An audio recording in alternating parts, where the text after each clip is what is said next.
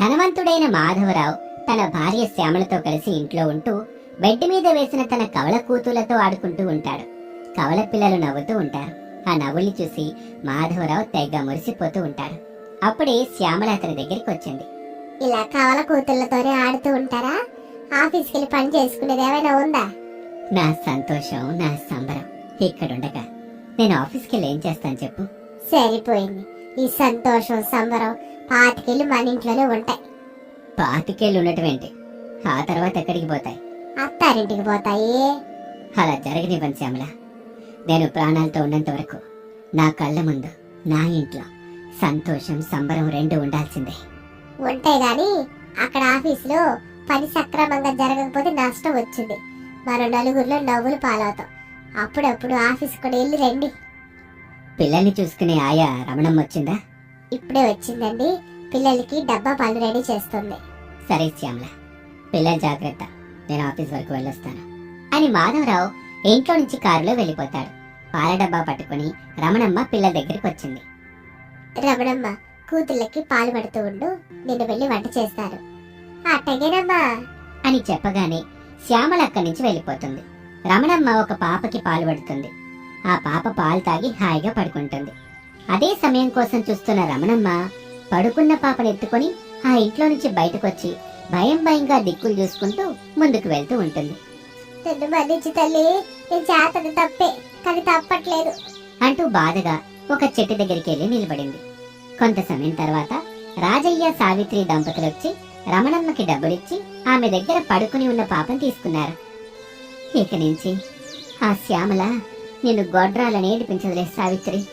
రమణమ్మ, నువ్వు కూడా ఇక్కడెక్కడ ఉండబాకు, ఎక్కడికైనా దూరంగా వెళ్ళిపో అని అక్కడి నుంచి వాళ్ళు పారిపోతూ ఉంటారు. అలా 25 ఏళ్లు గడిచాయి. అత్తగారు శారద డైనింగ్ టేబుల్ దగ్గర కూర్చొని, పెద్ద కోళ్ళ అమృత ఎక్కడున్నావు? కిచెన్ లో 2 జడలతో ఉన్న పల్లెటూరి కోడలు అమృత, అత్తగారు, నేను వంటగదిలో ఉన్నాను, ఏం కావాలో చెప్పండి, మరచెంబు నిండా వేడివేడి ఛాయ్ తీసుకుని రమ్మంటారా అని అమృత అనగానే శారద అయిష్టంగానే ముఖం పెట్టి తనలో తాను, అబ్బా, ఈ పల్లెటూరు పెద్ద కోడల్ని పిలిచిన పలకరించిన మరచెంబు అంటది, వేడివేడి టీ అంటది. ఈ కోడలికి ఈ 2 తప్ప ఇంకో మాటే తెలియదు. చెప్పిన పని మాత్రం చెప్పినట్టుగా చేస్తుంది అంతే అని అనుకుంటూ ఉండగా కిచెన్ లో ఉన్న అమృత గట్టిగా, అత్తగారు, వేడివేడి ఛాయ్ తీసుకురానా అని మళ్ళీ అడిగింది. నీ మరచెంబు వద్దు, టీ వద్దు, నువ్వు ముందుగా నేనున్న డైనింగ్ టేబుల్ దగ్గరికి రా పెద్ద కోళ్ళ. ఇప్పుడే వస్తున్నాను అత్తయ్య అని అమృత కిచెన్ లో నుంచి డైనింగ్ టేబుల్ దగ్గర కూర్చున్న తన అత్తగారు శారద దగ్గరికి వచ్చింది. ఇప్పుడు చెప్పండి అత్తగారు, ఎందుకు నన్ను పిలిచారు? వేడివేడి ఛాయ్ని మరచెంబులో కాకుండా ఇంట్లో ఉన్న స్టీల్ చెంబులో పోసుకుని రమ్మంటారా పోనీ? ఓ పల్లెటూరు పెద్ద కోళ్ళ, నీకు దండం పెడతానే, నీ టీ కూడా పక్కన పెట్టు. నేను చెప్పేదాకా నువ్వు మాత్రం నోరెప్పబాక. మాట్లాడ నోరెప్పిన పాము చర్వతో కుట్టేస్తారు అని చెప్పగానే అమృత నోటి మీద చేయి వేసుకుంటుంది. ఇప్పుడు సిటీ కోళ్ళ అనామికని పిలవాలి. అనామిక, ఓ సిటీ కోళ్ళ అని పిలవగానే మోడ్రన్ జుట్టుతో ఉన్న సిటీ కోడలు అనామిక డ్రెస్సింగ్ టేబుల్ ముందు కూర్చొని మేకప్ వేసుకుంటూ ఉంటుంది. ఏమిటత్తయ్య, నా చేతులు ఖాళీగా లేవు, నేను మేకప్ వేసుకుంటున్నాను. ఇప్పుడు నేను రాలేదు అత్తయ్య. నా కొడుకు రమేష్ చెప్పిన మాట మర్చిపోయావా కోళ్ళ అని శారద అనగానే, ఓహో, అదొకటి ఉంది కదూ, నేను రామ్ని లవ్ చేసి తప్పు చేశాను అని అనుకొని పైకి మాత్రం శారదకి వినిపించేలా ఇలా అంటుంది. వస్తున్నాను అత్తయ్య, మేకప్ లేకుండా రాచిండ కోళ్ళ. అలాగే అత్తయ్య అని అనామిక వెంటనే వాష్రూమ్ లోకి వెళ్ళింది. శారద పల్లెటూరి కోడలు అమృతతో మాట్లాడుతూ ఉండగా సిటీ కోడలు అనామిక వాళ్ళ దగ్గరికి వచ్చింది. అమృత, అనామిక ఇద్దరు ఒకేలా ఉంటారు, కవలలు. అమృత, అనామిక ఇద్దరు ఒకరినొకరు చూసుకుంటూ ఉంటారు. చూసుకో చాలు కోడలు, ఇద్దరు అట్ట కూర్చోండి అని చెప్పగానే సిటీ కోడలు అనామిక కూర్చుంటుంది. కానీ పల్లెటూరు కోడలు అమృత మాత్రం అలా నిలబడే ఉంటుంది. వామ్మో అత్తగారు, నేను తమరి ముందు కూర్చోవద్దని మా అమ్మ చెప్పింది, అందుకే నేను కూర్చోను అత్తగారు, నిలబడే ఉంటాను. అసలు విషయం ఏమిటో చెప్పండి, ఇద్దరు నిజం చెప్పండి. మీరిద్దరు అక్క చెల్లెలే కదా, కావాలనే ఒకరు పల్లెటూరులో పెరిగారు, ఇంకొకరు సిటీలో పెరిగారు, అంతేనా? నార్జన్ సత్య, నేను అమృత అక్క చెల్లెలమని మీరు అనుకుంటే సరిపోదు. ఒకే పోలికలతో ఉన్నంత మాత్రాన అక్క చెల్లెలు అయిపోతారా? నేనేమిటి, నా అంతస్తు ఏమిటి? అవునవును అనామిక, నువ్వు డబ్బున్న మాధవరావు కూతురు కదా, నేను పాటి పట్టలున్న రాజయ్య కూతుర్ని అత్తగారు. నీ వాళ్ళకం చూస్తుంటే తెలుస్తుందిలేవే. మరీ నువ్వు ప్రత్యేకంగా పల్లెటూరు చెప్పనవసరం లేదు. నీ రెండు జడలో తెంగరతనం చాలానే ఉన్నాయి. అత్తగారు ఎలాగో పిలిచారు కదా, నేను మిమ్మల్ని చాలా ప్రశ్నలు అడగాలనుకుంటున్నాను. అడగొచ్చా ఇప్పుడు? ఏమిటా చాలా ప్రశ్నలు అడుగుతావా? ఏంటో ఆ చాలా ప్రశ్నలు. అత్తయ్య మీ క్విజ్లు మీరు ఆడుకోండి, నేను వెళ్ళి మేకప్ వేసుకోవాలి. నువ్వు కూడా ఉండు చెల్లి. చెల్లి కాదు, అనామిక అని పిలవని ఎన్నిసార్లు చెప్పాలి? సరే సరే అనామిక, కోపం తెచ్చుకోవద్దు. నువ్వు కూడా ఉండు. అత్తయ్య నేను అనామిక ఇద్దరం ఈ ఇంటికి కొడలుగానే వచ్చాం. అన్ని పనులు నాతో చెప్పిస్తారు. బయటికి మాత్రం అనామికతో కలిసి వెళ్తారు. ఏదైనా ఫంక్షన్ జరిగినప్పుడు కూడా అనామికనే తీసుకుని వెళ్తారు. నన్ను మాత్రం ఎందుకు తీసుకుని వెళ్ళరు? ఎందుకంటే నువ్వు పద్ధతులు తెలియని పల్లెటూరు బొద్దు కాబట్టి. అనామిక లోక జ్ఞానం తెలిసిన పిల్ల కాబట్టి. పైగా చదువుకున్న అమ్మాయి, డబ్బున్న అమ్మాయి. రేపు నాకెవరైతే డబ్బు అవసరం పడుద్ది, అప్పుడు ఎవరిస్తారు? అనామిక ఇచ్చింది. పద్ధతులు అంటే మీ ముందు ఇలా కూర్చోడవా? మీకు 15 రోజుల వరకు తగ్గని జ్వరం వచ్చినప్పుడు మీకెన్నో సఫర్లు చేయకుండా, కనీసం చూడడానికి కూడా రాకుండా ఉండడమా? మీరు మంచిగా ఉన్నప్పుడు మీతో పాటు కారులో తిరిగి, మీకు బాగా లేనప్పుడు వదిలిపెట్టడమా? కారు బంగ్లా ఉండడమా అత్తగారు? అని అమృత అడగగానే శారద మౌనంగా ఉంటుంది. వాళ్ళ దగ్గరికి ప్రసాద్ వచ్చారు. చెప్పు శారద, పెద్ద కోళ్ళు అడుగుతుందిగా. ఆ మాత్రం పనులు సేవలు నా కోసం అనామిక కూడా చేసింది. ఏమనామిక? చేస్తారు అత్తయ్య, మీకోసం అన్ని చేస్తారు. ఆయన చేయమని చెప్పాడు కదా. అయితే సరదాగా ఒక ఆట ఆడదాం శారదా. ఆట? ఏమాట? ఒక 10 రోజులు అనామిక అమృతలాగా అన్ని పనులు చెయ్యాలి. అమృత అనామికలా మేకప్ వేసుకుంటూ రిచ్ గా ఉంటుంది. ఏమంటావు శారదా? ఎందుకు, నువ్వు ఒప్పుకున్నట్టేగా? అవునండి, ఒప్పుకుంటున్నాను. అమృత కోళ్ళ, నువ్వు వెళ్ళి మేకప్ వేసుకో తల్లి, వెళ్ళు. నాకు మేకప్ వద్దు బావగారు, నేను ఇలాగే ఉంటాను. కాకపోతే అనామిక చెల్లిలా మంచం మీద కూర్చుని ఉంటాను. ఇక నుంచి అన్ని పనులు అనామిక చెల్లి చేస్తుంది కదా అని చెప్పి అమృత అక్కడి నుంచి వెళ్ళిపోతుంది. ఇక అప్పటి నుంచి సిటీ కోడలు అనామికతో శారద ఇంటి పని, వంట పని, అన్ని పనులు చేస్తూ ఉంటుంది. అనామిక అయిష్టంగానే ఆ పనులన్నీ చేస్తూ ఉంటుంది. చిచి, వీటిని పనులు అంటారా? చాకిరి చాకిరి అంటారు. డబ్బులు పుట్టి సిటీలో చదువుకొని ఇప్పుడు ఇలా చాకిరీ చేయడానికి కారణం తన మంచి మనసుతో నన్ను ఆకట్టుకున్న నా భర్త రామ్. అదేనండి రమేష్. తను పెట్టిన కండిషన్స్ కి నేను ఒప్పుకొని పెళ్లి చేసుకున్నాను. అందుకే ఈ పనులు చేస్తున్నాను అని బాధపడుతూ ఉంటుంది. అలా రోజులు గడుస్తూ ఉంటాయి. సిటీ కోడలు అనామిక అన్ని పనులు చేయలేకపోతుంది. అలాగే పల్లెటూరి అమృత ఏ పని చేయకుండా ఖాళీగా ఇంట్లో ఉండలేకపోతుంది.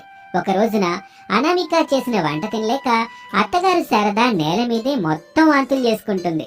అనామిక విశుద్ధ ముఖం పెట్టి, చిచి, ఇదంతా నేను క్లీన్ చేయలేను. అయినా నేను చేస్తాను అనామిక, నువ్వు ఇబ్బంది పడకు అని అమృతనే మొత్తం క్లీన్ చేస్తుంది. అనామిక మాత్రం అసహనంగా ముఖం పెట్టుకొని అలా నిలబడి ఉంటుంది. అప్పుడు గాని శారదకి అర్థం కాలేదు తను చేస్తున్న తప్పేంటి అని. ఇక అనామిక తన గదిలోకి వెళ్తుంది. అమృత క్లీన్ చేసి బయటకు వెళ్ళిపోతుంది. చెప్పు శారదా. ఇద్దరు కోడలు మంచోళ్లే అని వెళ్ళిపోతుంది. ఎలాగే రోజులు గడుస్తూ ఉంటాయి. ఒక రోజున ఇద్దరు కోడళ్ళు, అత్తయ్య నిజం చెప్తున్నాను, అమృత అక్క నువ్వు చాలా గ్రేట్. నేను పని మొత్తాన్ని కష్టం అనుకోకుండా ఎంత ఓర్పుతో చేశావో ఇప్పుడు నాకు అర్థం అవుతుంది.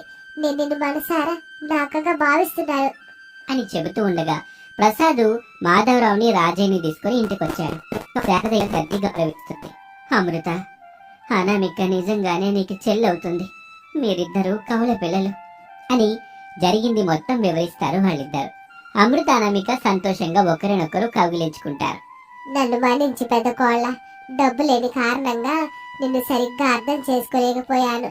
కానీ నువ్వు ఉత్తమ కోడలివి. నేనెంత పని చెప్పినా కోపం తెచ్చుకోలేదు, నన్ను తిట్టుకోలేదు. పదే పదే అత్తగారు ఎవరు తింటారా, అత్తగారు చాయ్ తాగుతారా, అత్తగారు ఏ టిఫిన్ చేయమంటారని అడుగుతూనే ఉంటావు. ఇక నుంచి ఇద్దరం అన్ని పనులను షేర్ చేసుకుంటాం అత్తయ్య అని చెప్పి ఆ రోజు నుంచి ఇద్దరు కోడళ్ళు అన్ని పనులు చేసుకుంటూ ఉంటారు. కలిసిమెలిసి అక్కా చెల్లెళ్ళలా ఉంటారు. అక్కా చెల్లెళ్ళ ఉండటం ఏంటి, వాళ్ళిద్దరూ నిజమైన అక్కా చెల్లెళ్ళు గాని సంతోషంగా అత్తగారింట్లో జీవిస్తూ ఉంటారు. ఇది వాటి కదా. మరొక ఆసక్తికర కథను మళ్ళీ కలుద్దాం. అంతవరకు సెలవు, నమస్తే.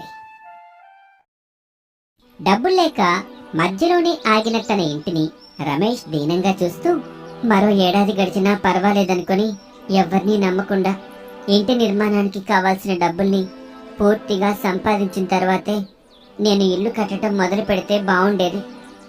ఆ మోహన్ గాడు ఇస్తానని చెప్పి చివరికి హ్యాండ్ ఇచ్చి ఎక్కడికో పారిపోయాడు. దాదాపుగా 6 నెలలుగా వస్తుంది. ఇప్పుడు ఇంటిని ఎలా పూర్తి చేయాలో నాకు అర్థం కావట్లేదు అని బాధపడుతూ ఉండగా అక్కడికి బిల్డర్ దివాకర్ వచ్చాడు.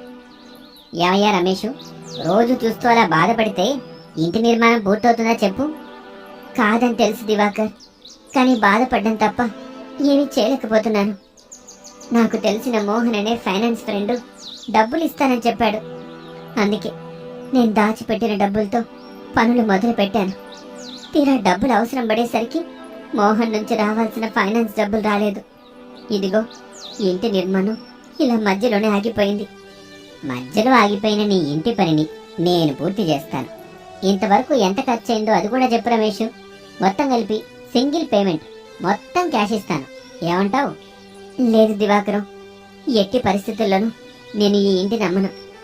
ఎప్పటికైనా ఇంటిని పూర్తిగా కట్టుకుంటాను. ఆ నమ్మకం నాకుంది. నన్ను వదిలిపెట్టే. వెళ్ళి నీ మొహాన్ని అద్దంలో చూసుకో రమేష్.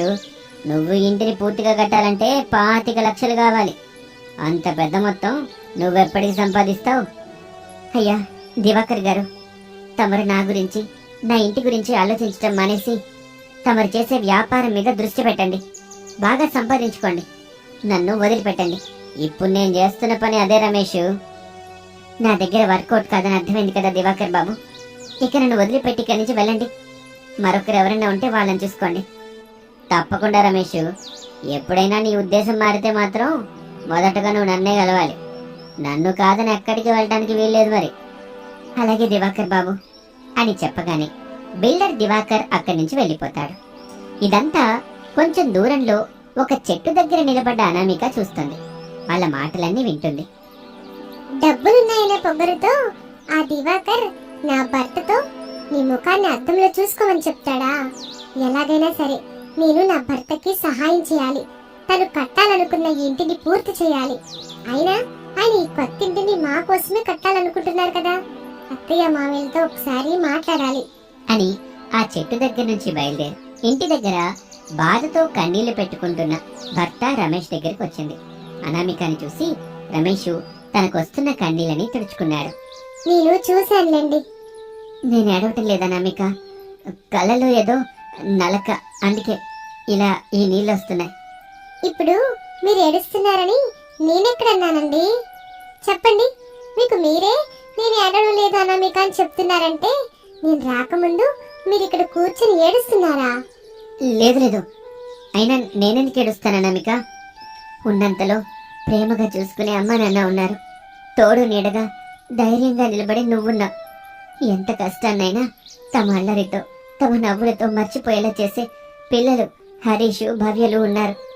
ఇంకా నాకెందుకు ఏడుపు వస్తుంది? సర్లేండి, మీరు ఏడవలేదని నేను నమ్ముతున్నాను. ఇక ఇంటికి పదండి. నేను ఇక్కడికి వచ్చిన విషయం నాన్నతో చెప్పకనామిక. నేనెందుకు చెప్తానండి? చెప్పండి, మావయ్య ఇంకా బాధపడతారు అని చెప్పి రమేష్ని తీసుకొని అక్కడి నుంచి బయలుదేరుతుంది. ఆ రోజు రాత్రి చలి విపరీతంగా ఉండటంతో అత్తగారు శారద, కోడలు అనామిక దుప్పట్లు కప్పుకొని చలిమంట ముందు కూర్చుంటారు. ఇంట్లోని మంచాల్లో ప్రసాదు, రమేష్ పిల్లలు పడుకుని ఉంటారు. యావైంది కోళ్ళ, కొడుకు ఎందుకు సరిగ్గా అన్నం తినలేదు? మావయ్య ఆయన పడుకున్నారు కదా అత్తయ్య? పడుకున్నారు కోళ్ళ. ఈరోజు పనిలేనందుకు ఆయన కొత్త ఇంటికి వెళ్ళాడు అత్తయ్య. అక్కడ బిల్డర్ దివాకర్ బాగా హేళనగా మాటలు అన్నాడు. బతికినంత కాలం నువ్వు ఇల్లు కట్టలేవని, నీ ముఖాన్ని అద్దంలో చూసుకోమని అన్నాడు అత్తయ్య అని అనామిక చెప్పగానే శారదకి కోపం వచ్చింది. ఏంటి కమిషన్ల మీద బతికే ఆ దివాకరు నా కొడుకుని పట్టుకుని అంత మాట అన్నాడా? రేపాడ ఆఫీస్కి వెళ్ళి దుమ్ము దులుపుతాను. ఆడెంత ఆడు బతికెంత? నా ముందు లాగులు వేసుకొని తిరిగినోడు నా కొడుకుని పట్టుకొని అంత మాటలు అంటాడా? అసలు ఎట్టా అంటాడే? అయ్యో అత్తయ్య, ఆ పని మాత్రం చేయకండి. మీకు ఈ విషయం తెలియనట్టుగానే ఉండండి. అయినా అత్తయ్య, మనం చేయాల్సింది ఆ దివాకర్ది దుమ్ము దులపడం కాదు. ఆయన ఇల్లు కట్టడానికి కావలసిన డబ్బుల్ని వీలైనంతగా మనం సర్దుబాటు చేయాలి. డబ్బులు ఎట్టా సర్దుబాటు చేస్తామే?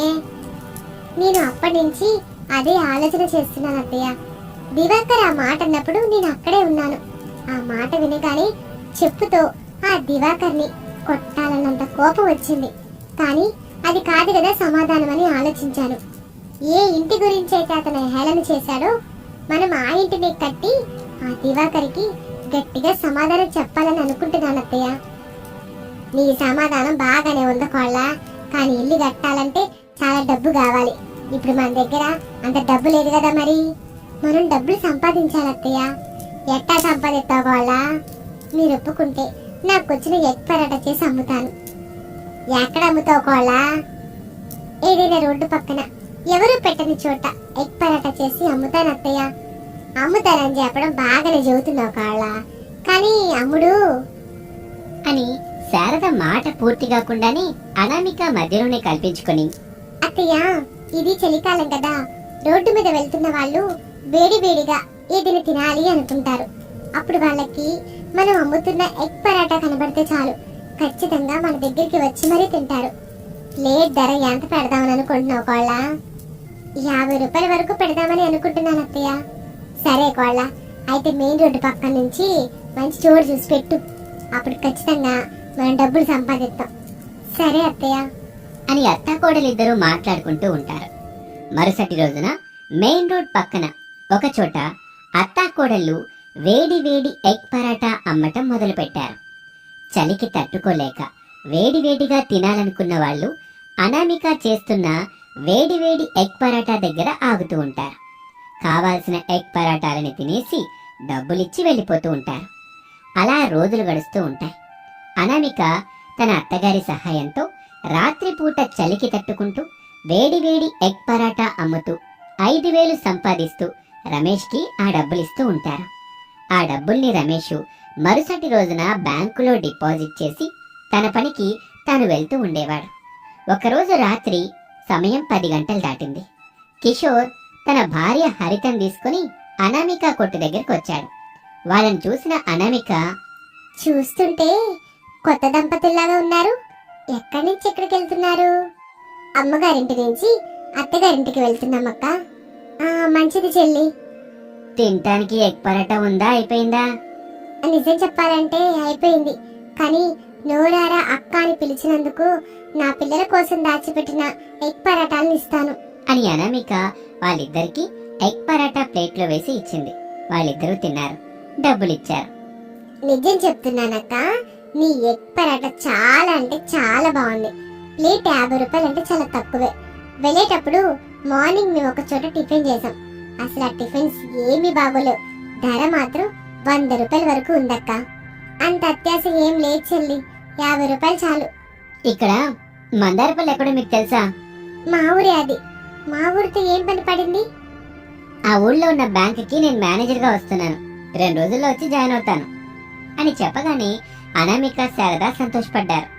అయితే ఇక మన ఇంటి సమస్య తీరినట్టే కోళ్ళ. ఇంటి సమస్య ఏంటండి? ఇప్పుడు మన కష్టం గురించి ఎందుకు చెప్పండి, సరదాగా వెళ్తున్నారు, జాగ్రత్తగా వెళ్ళండి. బ్యాంకుకి వచ్చిన తర్వాత మా ఆయనతో వచ్చి కలుస్తాను, అప్పుడు మీకు అన్ని విషయాలు వివరంగా చెప్తాను అంటూ అనామిక చెప్పగానే కిషోరు హరిత వెళ్ళిపోతారు. అనామిక శారద కూడా సామాన్లు సర్దుకొని అక్కడి నుంచి బయలుదేరి ఇంటికొస్తారు. ఆ రాత్రి పిల్లలకి ఇంటి దగ్గరే ఎగ్ పరాటా చేసి పెడుతుంది అనామిక. పిల్లలు సంతోషపడతారు. ఒక 2 రోజుల తర్వాత అనామిక రమేష్లు బ్యాంక్ ఆఫీసర్ కిషోర్ని కలుస్తారు. తమ ఇంటి గురించి చెప్తారు. తప్పకుండా లోన్ ఇస్తాను, మీకు కాకపోతే ఎవరికి ఇస్తాను చెప్పండి అని చెప్పగానే అనామిక దంపతులు సంతోషపడతారు. కిషోర్ వాళ్ళకి లోన్ డబ్బులు ఇస్తాడు. ఇచ్చిన మాట ప్రకారంగా మీకు నేను డబ్బులు కరెక్ట్ గా కడతాను. మీరు కడతారు, నాకు నమ్మకం ఉందండి. హరిత మిమ్మల్ని ఎప్పటికీ అడుగుతూనే ఉంటుంది. నేను కూడా అడిగానని చెప్పండి. ఒక రోజున భోజనానికి మా ఇంటికి రండి. తప్పకుండా, ఇక నుంచి మనం బంధువులం అని చెప్పగానే అనామిక వాళ్ళు సంతోషపడుతూ అక్కడి నుంచి వెళ్ళిపోతారు. మరుసటి రోజున అనామిక వాళ్ళు ఇంటి పనులు మొదలు పెడతారు. పగలంతా అత్తా కోడళ్ళు ఇంటి పనులు చేస్తూ ఉంటారు. సాయంత్రం కాగానే రోడ్డు పక్కన ఎగ్ పరాటా పెట్టి అమ్ముతూ ఉంటారు. అలా వచ్చిన డబ్బులు తీసుకొచ్చి రమేష్కి ఇస్తూ ఉంటారు. రమేష్ వాటిని తీసుకెళ్లి బ్యాంకులో జమ చేస్తూ ఉంటాడు. కొన్ని రోజులకి రమేష్ కొత్త ఇంటిని కట్టుకుంటాడు. గృహప్రవేశం రోజున కిషోరు హరిత వాళ్ళు కూడా వస్తారు. అనామిక అందరికీ ఎగ్ పరాటా చేసి పెడుతుంది. రమేష్ కుటుంబం కొత్త ఇంట్లో సంతోషంగా ఉంటారు.